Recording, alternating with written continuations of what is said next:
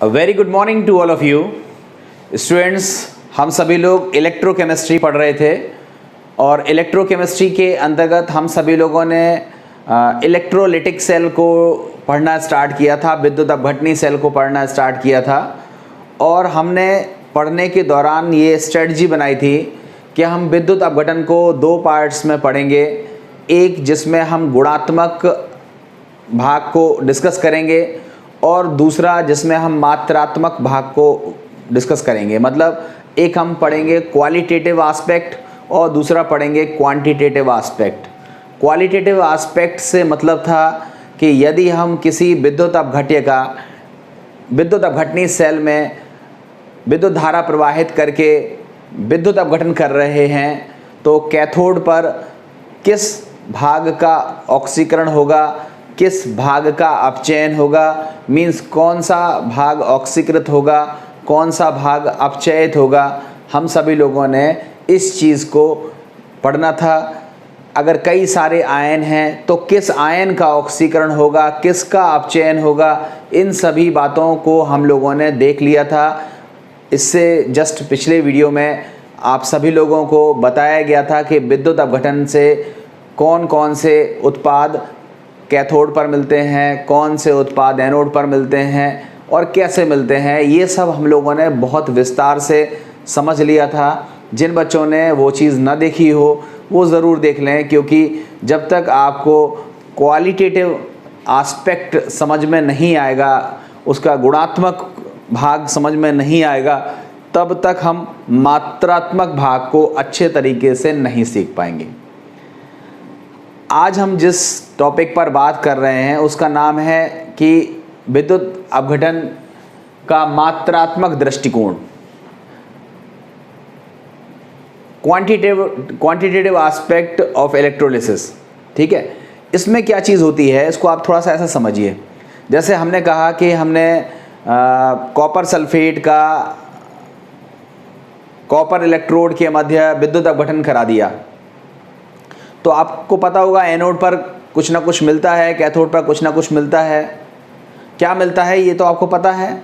अब कितना मिलता है, मतलब अगर हम विद्युत अपघटन कराएंगे तो कैथोड पर कोई गैस मिल रही है तो उस गैस का आयतन कितना है, अगर कोई धातु मिल रही है तो उस धातु की मात्रा कितनी है। इन सब बातों पर जब हम बात करेंगे तो उसको हम बोलते हैं कि हम विद्युत अपघटन का मात्रात्मक दृष्टिकोण पढ़ रहे हैं, क्वांटिटेटिव एस्पेक्ट पढ़ रहे हैं इलेक्ट्रोलिसिस का। और इलेक्ट्रोलिसिस का जो मात्रात्मक भाग है उसके लिए हम लोगों को पढ़ने पड़ते हैं फैराडे के नियम। ध्यान से समझिएगा, फैराडे का जो नियम है वो फिजिक्स में है, केमिस्ट्री में है। हम यहाँ फिजिक्स के नियम की बात नहीं कर रहे हैं, ये केमिस्ट्री से रिलेटेड नियम है। इसलिए देखो लिखा हुआ है फैराडे के विद्युत अपघटन के नियम, क्या है, फैराडेज लॉ ऑफ इलेक्ट्रोलिसिस। तो फैराडे के विद्युत अपघटन के दो नियम हैं। नियम नंबर 1 जिसको हम बोलते हैं फैराडे का विद्युत अपघटन का प्रथम नियम, और दूसरा है फैराडे के विद्युत अपघटन का द्वितीय नियम। बोर्ड परीक्षा में दोनों नियम बहुत पूछे जाते हैं। आप सभी बच्चे इसकी भाषा को अच्छे तरीके से याद कर लीजिएगा। सबसे पहले हम बात करते हैं फैराडे के प्रथम नियम की। पूरा आप भाषा लिख लीजिएगा। मैं यहाँ पर केवल लिख रहा हूँ प्रथम नियम, जिसको हम बोलते हैं फर्स्ट लॉ। ठीक है, इस फर्स्ट लॉ को आप थोड़ा सा समझ लीजिए। एग्जैक्ट भाषा आपको किताब से देखने के लिए मिल जाएगी। आप केवल इतना समझिए, जैसे हमने ये इलेक्ट्रोड, ये हमारा एनोड है, सॉरी कैथोड है, ये हमारा एनोड है, और यहां हमने थोड़ी देर के लिए कॉपर सल्फेट का विलयन लेके रखा है। क्या रखा है? कॉपर सल्फेट का विलयन लेके रखा है। ये हमारे कौन से इलेक्ट्रोड हैं? प्लेटिनम के। ठीक है, अब आप बताओ कैथोड पर कौन सी प्रक्रिया होगी? अपचयन की। और बताओ अपचयन से आपको क्या मिलेगा? Cu2+ 2 इलेक्ट्रॉनों को ग्रहण करके किस में बदल जाएगा? कॉपर धातु में। तो कहने का मतलब ये हुआ कि जो कैथोड है वहाँ पर आपको क्या इकट्ठा हो जाएगा? कॉपर इकट्ठा हो जाएगा। ठीक है, मतलब कैथोड पर हमें धातु की प्राप्ति हो रही है। तो जो फैराडे का जो प्रथम नियम है वो बताता है, देखो ऐसा है, धातु तो हमें मिल गई कैथोड पर, अब एनोड पर क्या हो रहा है? एनोड पर प्रक्रिया कौन सी होती है? ऑक्सीकरण की। और ऑक्सीकरण की प्रक्रिया में आपको पता है SO4 पार्ट नहीं करेगा, H2O का ऑक्सीकरण होगा, O2 गैस मिलेगी, 4H+ मिलेगा प्लस 4 इलेक्ट्रॉन रहेंगे। मतलब हमें एनोड पर कौन सी गैस मिलेगी? तो आप बोलोगे O2 गैस मिलेगी। तो देखो हमने क्या देखा, देखो हमने देखा कि हमें कैथोड पर तो धातु मिल रही है, एनोड पर हमें गैस मिल रही है ना। तो जब हम विद्युत अपघटन करते हैं, किसी भी विद्युत अपघट्य का जब हम विद्युत अपघटन करते हैं, तो कैथोड पर जो कुछ भी प्राप्त होता है, कैथोड पर जो कुछ भी प्राप्त होता है या एनोड पर जो कुछ भी प्राप्त होता है, इसको हम बोलते हैं इलेक्ट्रोड पर जो कुछ भी प्राप्त होता है। जो कुछ भी का मतलब है धातु भी प्राप्त हो सकती है, गैस भी प्राप्त हो सकती है। तो यदि हम किसी विद्युत अपघट्य का विद्युत अपघटन करते हैं तो इलेक्ट्रोड पर जो कुछ भी प्राप्त होता है उसकी जो मात्रा होती है वो प्रवाहित की गई आवेश की समानुपाती होती है, प्रवाहित किए गए आवेश के समानुपाती होती है। मतलब जो कॉपर की मात्रा है W, it will be proportional to Q, समीकरण नंबर 1। या जो ऑक्सीजन गैस निकल रही है उस ऑक्सीजन गैस की जो मात्रा होगी वो समानुपाती किसके हो जाएगी? Q के समानुपाती हो जाएगी। मतलब कहने का ये हुआ, वो सीधे सीधे शब्दों में अगर हम बात करें कि यदि हम किसी विद्युत अपघट्य का विद्युत अपघटनी सेल में विद्युत अपघटन कराते हैं, यदि हम किसी विद्युत अपघट्य का विद्युत अपघटनी सेल में विद्युत अपघटन कराते हैं तो इलेक्ट्रोड पर मुक्त होने वाले पदार्थ की मात्रा, इलेक्ट्रोड पर मुक्त होने वाले पदार्थ की मात्रा विद्युत अपघटनी सेल में भेजे गए आवेश की मात्रा के समानुपाती होती है। इस नियम को हम फैराडे का प्रथम नियम कहते हैं। W समानुपाती क्या हुआ? Q।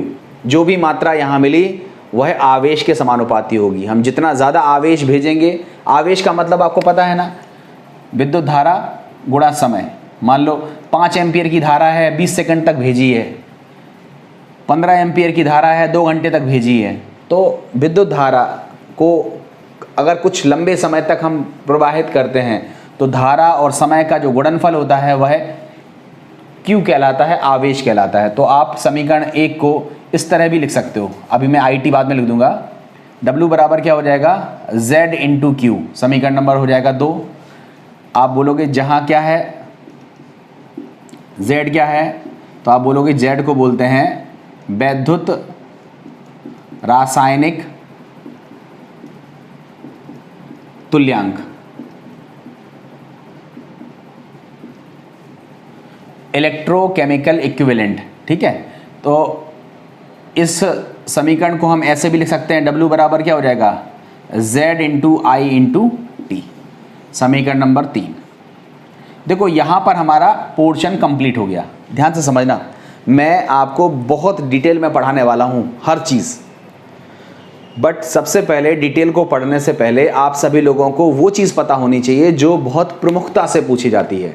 आपसे सबसे पहले क्वेश्चन क्या आता है कि फैराडे का विद्युत अपघटन का प्रथम नियम बताओ। तो आप बोलते हो जब किसी विद्युत अपघट्य का विद्युत अपघटनी सेल में विद्युत अपघटन कराया जाता है तो इलेक्ट्रोड पर मुक्त होने वाले पदार्थ की जो मात्रा है वो विद्युत अपघटनी सेल में भेजे गए आवेश की मात्रा के समानुपाती होती है, अर्थात W समानुपाती Q, समीकरण नंबर 1, अथवा W बराबर Z इंटू Q, समीकरण नंबर 2, जहाँ Z बराबर वैद्युत रासायनिक तुल्यांक है और हम जानते हैं Q बराबर क्या होता है? I इंटू T, अतः समीकरण 2 को कैसे लिख सकते हैं? W बराबर Z into I into T, समीकरण नंबर 3 हो गया। क्लियर हो गया इतना? अब सबसे बड़ी चीज़ आ गई हमारे लिए, हमारा जो नेक्स्ट पोर्शन हम लोगों को सीखना है कि ये वैद्युत रासायनिक तुल्यांक होता क्या है। अब हमें इस चीज़ को सीखना है, तो हमने हेडिंग लिखी है वैद्युत रासायनिक तुल्यांक। अब हमें ये सीखना है कि वैद्युत रासायनिक तुल्यांक क्या होता है। तो आप बताओ, वैद्युत रासायनिक तुल्यांक जिसको हम इंग्लिश में बोलते हैं इलेक्ट्रोकेमिकल इक्विवेलेंट, Z क्या होता है हम लोगों को ये सीखना है। आप बताओ W बराबर क्या था, Z इंटू क्यू, समीकरण नंबर 1, ये आप जानते हो। अब कैसे जानते हो, फैराडे के विद्युत अपघटन के प्रथम नियम से। यहाँ लिखोगे फैराडे के विद्युत अपघटन के प्रथम नियम से हम जानते हैं W बराबर Z इंटू क्यू, समीकरण नंबर 1 हो गया। Z बराबर क्या हो जाएगा, W अपॉन क्यू, समीकरण नंबर 2 हो गया। लिखोगे यदि Q बराबर 1 कूलाम, यदि Q बराबर 1 कूलाम हो तो Z बराबर क्या हो जाएगा, W, समीकरण नंबर 3। तो अब आप Z की परिभाषा लिख सकते हो। Z की परिभाषा क्या हो जाएगी, यहाँ परिभाषा आप लिखिएगा, मैं बोल के बताता हूँ। क्या लिखोगे, विद्युत अपघटनी सेल में, विद्युत अपघटनी सेल में किसी विद्युत अपघट्य को लेकर जब उसका विद्युत अपघटन कराया जाता है तो यदि उस विद्युत अपघटनी सेल में 1 कूलाम आवेश प्रवाहित किया जाए, 1 कूलाम आवेश प्रवाहित किया जाए तो इलेक्ट्रोड पर मुक्त होने वाले पदार्थ की मात्रा उस पदार्थ का क्या कहलाती है, वैद्युत रासायनिक तुल्यांक कहलाती है। ध्यान से समझना। देखो बेटा, मैं आपको वो भाषा बोल रहा हूँ जो भाषा समझने वाली है। बुकिश लैंग्वेज आपको बुक में मिल जाएगी, आप पढ़ लीजिएगा, मतलब वही निकलता है, ठीक है। अब एग्जैक्टली मैं बुक की चीज़ रट करके आऊँ और फिर आपको रट करके बताऊँ, ये चीज़ ना तो मैंने कभी करी है और ना मैं उस चीज़ को कर सकता हूँ। तो आप ये चीज़ सुनने के उपरांत अपनी किताब को खोलिएगा और किताब से आप थोड़ी डेफिनेशन को सधे हुए शब्दों में अपनी कॉपी पर नोट कर लीजिएगा, ठीक है। बट जो समझने वाली बात है वो मैं आपको समझा रहा हूँ, ठीक है। हमारा क्वेश्चन है ये वैद्युत रासायनिक तुल्यांक होता क्या है। तो आप बोलोगे कि वैद्युत रासायनिक तुल्यांक वह मात्रा है, मतलब इलेक्ट्रोड पर मुक्त हुई वह मात्रा है जो 1 कूलाम आवेश प्रवाहित करने के दौरान उस इलेक्ट्रोड पर मुक्त होती है। किसी विद्युत अपघट्य के विद्युत अपघटन करा रहे हैं, जैसे हमने कहा कॉपर सल्फेट का हमने विद्युत अपघटन कराया, तो बताओ हमें कैथोड पर क्या प्राप्त हुआ, कॉपर प्राप्त हुआ। तो अगर हम यहाँ पर इस सेल में 1 कूलाम आवेश प्रवाहित करते, 1 कूलाम आवेश का मतलब है 1 एम्पियर की धारा 1 सेकेंड तक प्रवाहित करो, ठीक है। तो I का वैल्यू 1 है, T का वैल्यू 1 है, I इंटू टी का वैल्यू क्या हो गया, 1 हो गया। तो अगर हम 1 एम्पियर की धारा, 1 एम्पियर की धारा 1 सेकेंड तक प्रवाहित करें तो Q बराबर क्या होता है, I into T, that is 1 into 1। तो Q बराबर क्या हो जाएगा, Q बराबर हो जाएगा 1 कूलाम। तो हम बोल रहे हैं कि इस विद्युत अपघटनी सेल में अगर हम 1 कूलाम आवेश प्रवाहित करें, 1 कूलाम आवेश प्रवाहित करें या फिर 1 एम्पियर की धारा 1 सेकेंड तक प्रवाहित करें तो इलेक्ट्रोड पर जो भी मात्रा मुक्त होगी, इलेक्ट्रोड पर जो भी मात्रा मुक्त होगी वह उस पर्टिकुलर धातु का वैद्युत रासायनिक तुल्यांक कहलाएगी, उसका इलेक्ट्रोकेमिकल इक्विवेलेंट कहलाएगी। इसको हम Z से निरूपित करते हैं। आई थिंक परिभाषा आप लोग अच्छे से लिख सकते हो, कोई दिक्कत तो नहीं है। फिर से सुन लो, जब हम किसी वैद्युत अपघट्य का विद्युत अपघटनी सेल में विद्युत अपघटन कराते हैं और इस विद्युत अपघटन की प्रक्रिया के दौरान यदि हम 1 कूलाम आवेश उस विद्युत अपघटनी सेल में प्रवाहित करते हैं तो इलेक्ट्रोड पर जो मात्रा मुक्त होती है वही उस पर्टिकुलर धातु का वैद्युत रासायनिक तुल्यांक कहलाती है। इसे हम Z से निरूपित करते हैं और परिभाषा बनाने के लिए आपने इनका इस्तेमाल किया। कर लोगे, पहले इनको लिखोगे तब उसके बाद फिर परिभाषा पर आओगे। तो आपने ये दोनों चीज़ें सीख ली, विद्युत अपघटन का प्रथम नियम भी सीख लिया और आपने Z की मात्रा, Z की परिभाषा भी सीख ली। ये तो हो गई याद करने वाली चीज़ें। अभी इसके बहुत सारे क्वेश्चंस आने वाले हैं, एक से बढ़ के एक क्वेश्चंस आप न्यूमेरिकल करोगे इसके, और बहुत सारे क्वेश्चंस आपको मिलेंगे और आपका हर बार दिमाग ख़राब हो जाएगा कि इसमें सोचें कैसे, हम इसको थिंक कैसे करें, कैसे हम इस क्वेश्चन को क्रैक करें कि हमारा आंसर भी निकल आए, हमें ज़्यादा चीज़ें लर्न भी ना करना पड़े और आसानी से हमारा काम हो जाए। तो उन्हीं सब चीज़ों को बताने के लिए देखो, अब यहाँ पर हमें पढ़ना चाहिए फैराडे का द्वितीय नियम, मगर अभी हम फैराडे के द्वितीय नियम को नहीं ले रहे हैं। पहले हम आपको ये सिखा दें कि फैराडे के प्रथम नियम को हम सवाल के तौर पर कैसे सॉल्व करेंगे, मतलब फैराडे का प्रथम नियम से जो सवाल आएंगे उनको सॉल्व कैसे किया जाता है, उनके लिए हम कौन कौन से सूत्र इस्तेमाल करते हैं। ये भाषा तो वो हो गई जो आपसे पेपर में पूछी जाती है। जो पेपर में आने वाली एक एक नंबर की जो डेफिनेशन होती है ना, वो आपको इतनी इतनी लिखनी पड़ती हैं। अब हम इसके आगे का जो सेंस ले रहे हैं, जो अगला पोर्शन हम पढ़ा रहे हैं, वो पोर्शन है सवालों को सॉल्व करने के लिए ढेर सारे फॉर्मूले। ठीक है, फॉर्मूला एक ही है और एक ही फॉर्मूले को हम कई तरह से लिख सकते हैं।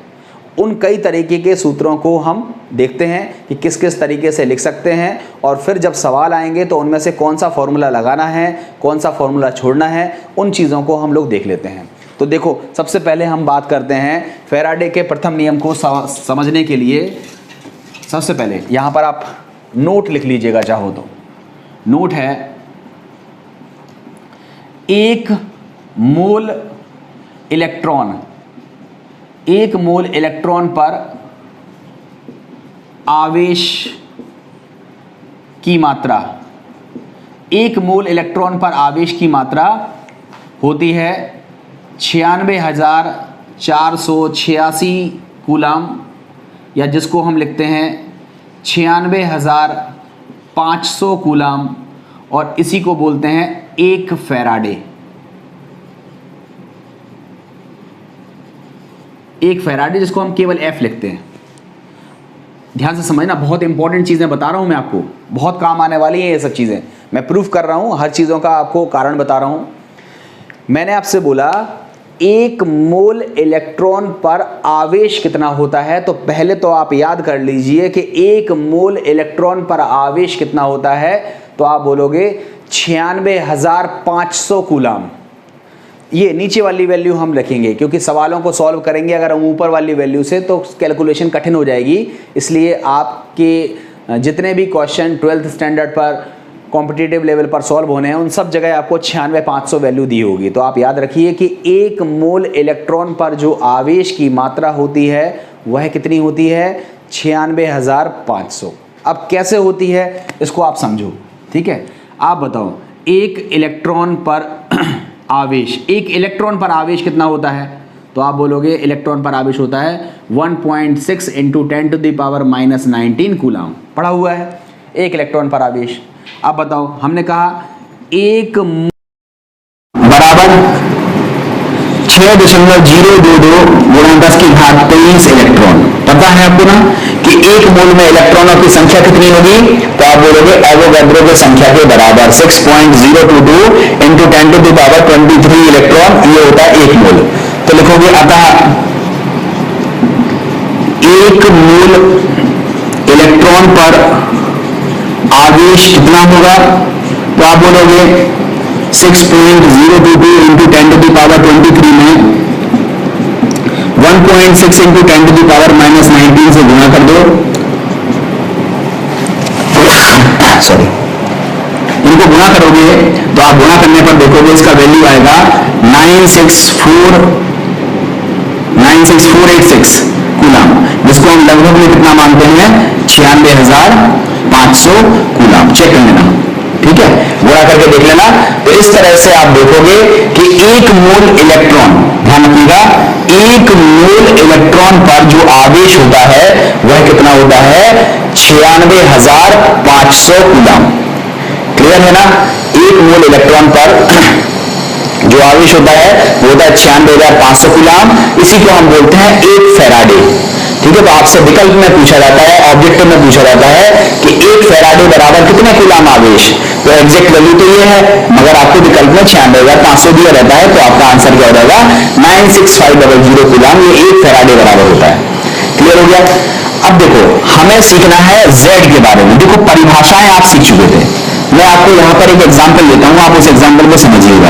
हमने कहा Na+ इलेक्ट्रॉन ग्रहण करके Na मिला, मतलब कहने का ये हुआ कि हमने NaCl का गलित विलयन लिया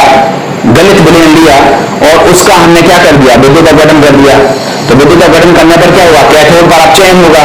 अब चयन होगा तो Na+ इलेक्ट्रॉन ग्रहण करेगा और क्या बनाएगा, Na बनाएगा।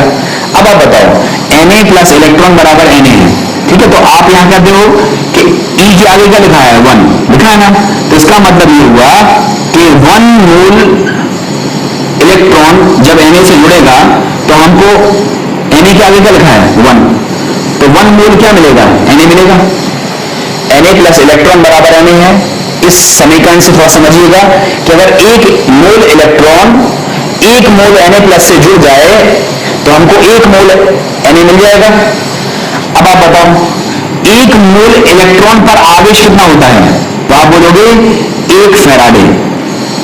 1 मोल इलेक्ट्रॉन, 1 इलेक्ट्रॉन पर आवेश कितना होता है 1 इलेक्ट्रॉन पर, तो 1 मोल इलेक्ट्रॉन पर आवेश कितना है 96,500, तो हम बोलेंगे 1 फैराडे आवेश से प्राप्त होगा, 1 फैराडे आवेश से प्राप्त होगा बराबर 1 मोल Na।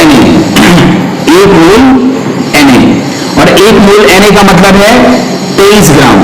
Na का जो परमाणु भार होता है वो कितना होता है 23। मोल कैसे निकलते हैं, ग्राम में भार बटे परमाणु भार, ग्राम में भार बटे परमाणु भार। आप बताओ मोल कितना है 1, ग्राम में भार पता नहीं है, और परमाणु भार कितना होता है 23, तो जब गुणा करोगे तो W बराबर कितना हो जाएगा 23 हो जाएगा ना।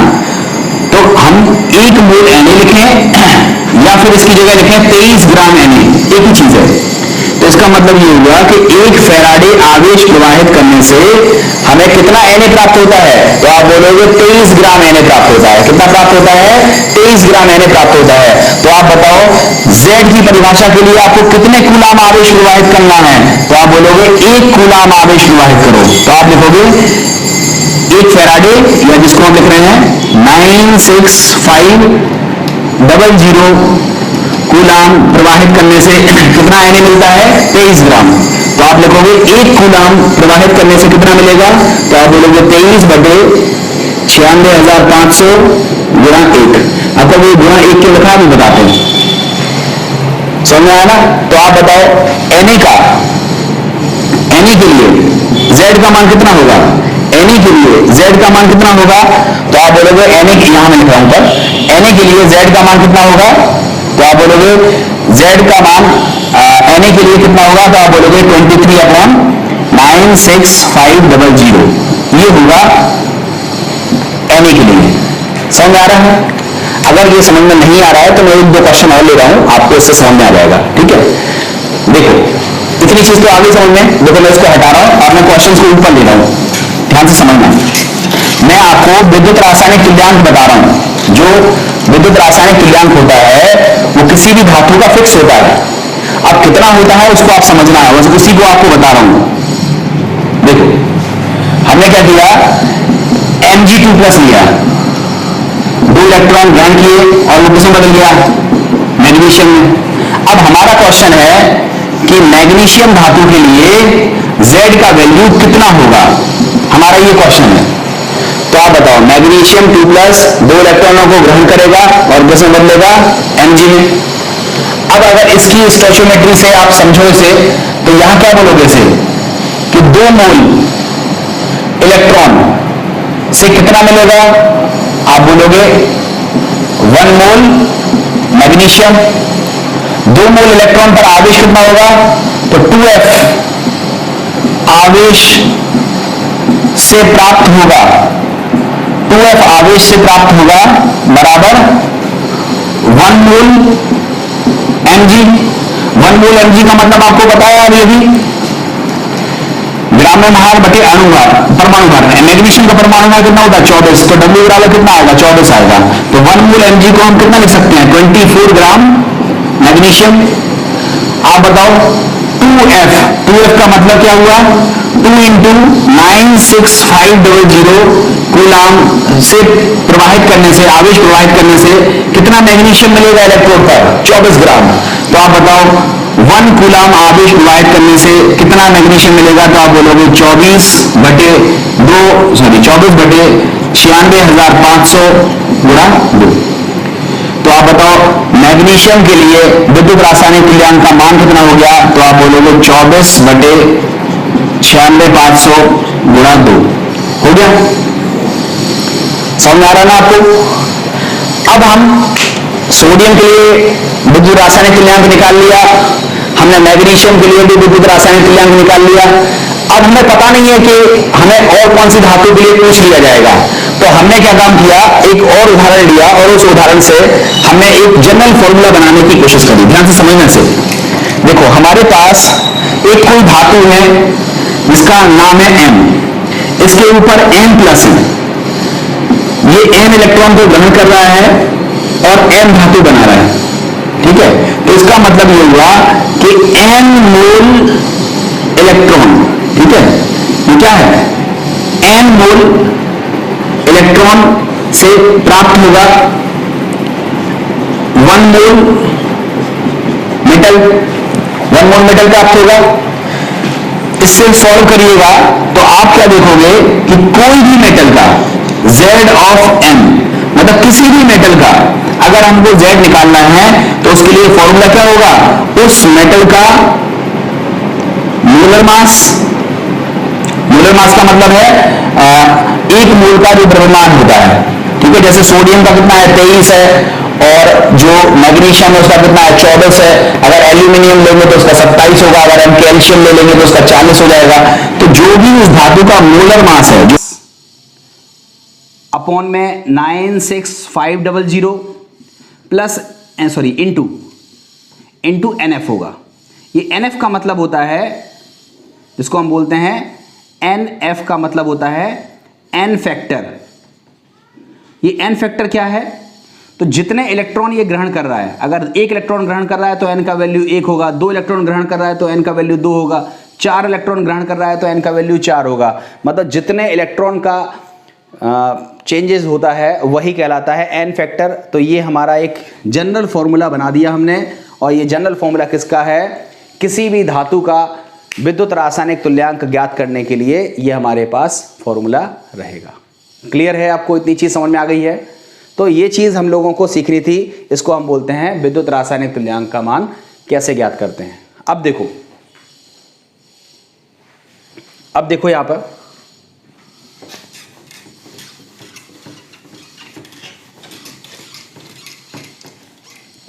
आपने अभी भी जस्ट पढ़ा W समानुपाती क्या होता है Q के, पढ़ा हुआ है, या W बराबर क्या पढ़ा है Z इंटू Q। अभी अभी आपने Z का फॉर्मूला निकाला है। Z का फॉर्मूला क्या था, आप लोगों ने क्या देखा था, molar mass upon 96500 into N factor, यही था ना Z का वैल्यू, और Q बराबर क्या पढ़ा था I इंटू T। तो ये हमारा एक सूत्र है जो हम सवालों को सॉल्व करने के लिए यूज करेंगे। अब यहां पर आपको बता दें कि अगर हम मोलर मास में N फैक्टर से डिवाइड करते हैं तो निकल के आता है E, जिसको हम क्या बोलते हैं, तुल्यांकी भार। इसको क्या बोलते हैं, तुल्यांकी भार, ठीक है। तो हम इसकी जगह क्या लिख सकते हैं, E लिख सकते हैं। तो हमारा फॉर्मूला क्या हो जाएगा, W बराबर EIT अपॉन 96500। तो ये भी हमारा सूत्र होगा जो हम सवालों के लिए इस्तेमाल कर सकते हैं। अब इन सबसे अलग तरीके का सूत्र हम आपको बताने जा रहे हैं, इसको ध्यान से समझिएगा। ये जो मोलर मास है, अगर हम इसको नीचे डिवाइड कर दें, तिर्यक गुणा कर दें, तो क्या हो जाएगा, W अपॉन मोलर मास बराबर क्या हो जाएगा, I into T upon 96500 into NF, ये होगा। और ग्राम में मात्रा बटे अणुभार अगर होगा तो इसको हम क्या बोलते हैं, मोल। तो इलेक्ट्रोड पर जो धातु या जो गैस हमको मिलती है उसके जो मोल की संख्या है वो कितनी होगी, I into T upon 96500 into NF। ये वेरी मोस्ट इंपॉर्टेंट फॉर्मूला है, सबसे ज़्यादा मैं इस्तेमाल करूंगा इसका, और इस पर मैं ढेर सारे सवाल आपको करके दिखाऊंगा, ठीक है। तो ये सारी चीज़ें, ये सारे फॉर्मूले किससे रिलेटेड हैं, फैराडे के प्रथम नियम से रिलेटेड हैं। N बराबर क्या हो जाएगा, I into T upon 96500 into NF। ये फॉर्मूले से हमारा क्वेश्चन सॉल्व हो जाएगा। अब यहाँ पर एक चीज़ और समझने वाली है कि N का मतलब मोल, समानुपाती किसके होते हैं, NF के। ये इस तरह से, इसी सूत्र से निकल के आया। इसको आप समीकरण नंबर 5 बना दीजिए। इसका मतलब ये हुआ, जैसे देखो, जैसे हमने कहा कैथोड पर, ध्यान से समझना, जैसे हमने कहा कैथोड पर क्या हो रहा है, तो आपने बोला Cu2 प्लस 2 इलेक्ट्रॉन बराबर क्या मिल रहा है, Cu। तो बताओ कैथोड के लिए एन फैक्टर का वैल्यू कितना हो गया, 2 इलेक्ट्रॉन, ठीक है। हमने कहा एनोड पर, तो आपने कहा एनोड पर क्या हो रहा है, 2 मोल्स ऑफ H2O बराबर क्या हो जाएगा, O2 plus 4H plus 4 electron. तो आप देखो एनोड के लिए एन फैक्टर का वैल्यू कितना है, 4 है। तो कहने का मतलब ये हुआ कि ये जो एन है, ये एन क्या है, तो आप बोलोगे इलेक्ट्रोड पर जो मात्रा मिल रही है, इलेक्ट्रोड पर जो मात्रा मिल रही है, जो मोल मिल रहे हैं, उसको बोल रहे हैं एन। अब इलेक्ट्रोड कैथोड भी हो सकता है, उसके लिए एन फैक्टर अलग होगा। इलेक्ट्रोड हमारा एनोड भी हो सकता है, उसके लिए भी एन फैक्टर क्या होगा, अलग होगा। जब एन फैक्टर अलग होंगे तो हम इससे फॉर्मूला क्या बनाएंगे कि कैथोड पर मिलने वाले मोल बटे एनोड पर मिलने वाले मोल बराबर 1 बटे एन फैक्टर किसका, कैथोड का, बटे 1 बटे एन फैक्टर किसका, एनोड का।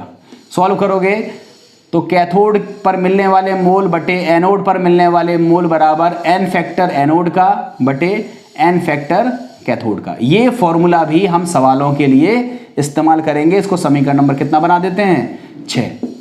देखो मैंने आपको सारे फॉर्मूले बनाने की कोशिश करी है। सारे फॉर्मूले आप बहुत ध्यान से पढ़ लीजिएगा, क्योंकि ये सारे सूत्र आपको परिभाषा के दौरान नहीं लिखने। परिभाषा तो मैंने आपको सबसे पहले बता दी थी।